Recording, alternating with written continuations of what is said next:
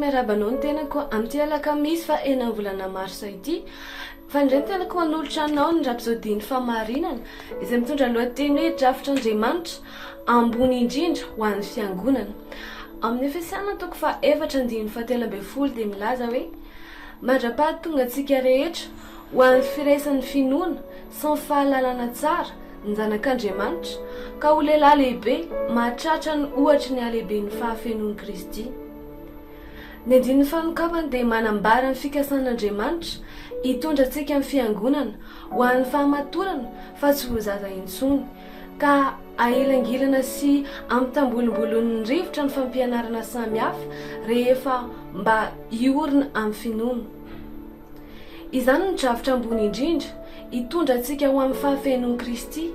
Izany mahatonga ny Efesiana toko fa 4:12 ka hatramin'ny 4:14 milaza hoe ary izy no nanome ny sasany ho apôstôly, ary ny sasany ho mpaminany, ary ny sasany ho evangelista, ary ny sasany ho mpiandry sy mpampianatra ho fanatanterahana ny olona masina ho amin'ny asa fanompoana amin'ny fiangonana, ho amin'ny fampandrosoana ny tenan'i Kristy, mandra-pahatonga antsika rehetra amin'ny firaisana ny finoana sy ny fahalalana tsara ny zanak'Andriamanitra ka ho lehilahy lehibe mahatratra ny ohatra ny alehiben'ny fahafenoan'i Kristy, mba tsy ho zaza intsony isika ka ailangilana sy ampitambolombolon'ny rivotra ny fampianarana samihafa rehetra amin'ny saim-petsy ataon'ny olona sy ny fiendriny atanteraka ny hevitry ny famitahana. Diny izay voalaza ao amin'ny 13:13 hoe mandra-pahatonga antsika rehefa amin'ny firaisana finoana sy ny fahalalana, izay atao hoe epignosis, tsara ny zanak'Andriamanitra. Tsy fahampanantenana manjavojavo na mijanona ho teny fotsiny izany, fa tena zava-misy marina izay hitarihan'Andriamanitra ny fiangonana. Mifanohitra amin'ny fiheverana fa ny fantanterahana dia zavatra tsy azo tratrarina raha mbola eto an-tany. Ny soratra masina nefa dia milaza mazava ny mifanohitra amin'izany. Ny teny dia manambara fa afaka ho tonga amin'ny fahatanterahana isika, tsy hoe rehefa tonga any an-danitra fa eto an-tany, ary ny asan'Andriamanitra ao anatsika dia ho amin'izany fikasana sy tanjona izany. Ny tombo dia mitondra ny fiangonana ho amin'ny fahamatorana izany, ary avy eo dia ho tonga ny fampakarana. Tsy midika akory izany fa tsy hisy zaza ara-panahy ao amin'ny fiangonana na ireo izay vao avy nanolotra ny fiainana ho an'i Kristy dia hitombo tampoka ho amin'ny fahamatorana. Tsia, ny fanahy eto dia miasa amin'ny mahafirenena ny fiangonana ny tenan'i Kristy.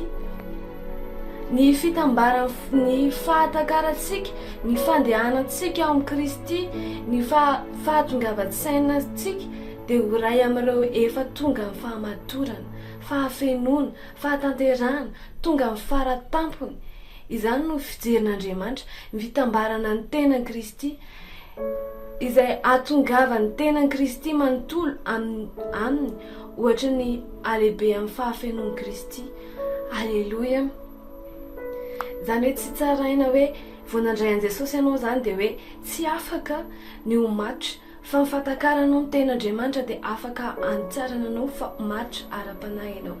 Amin'izao fotoan'izao dia manasa anao an'izao vavaka izao, za anonona dia ianao hamerina azy. Alleloia. Mandeha amin'ny fahafenoan'i Kristy aho, mitombo amin'ny fahamatorana ary maneho natiorany amin'ny lafiny rehetra eo amin'ny fiainako.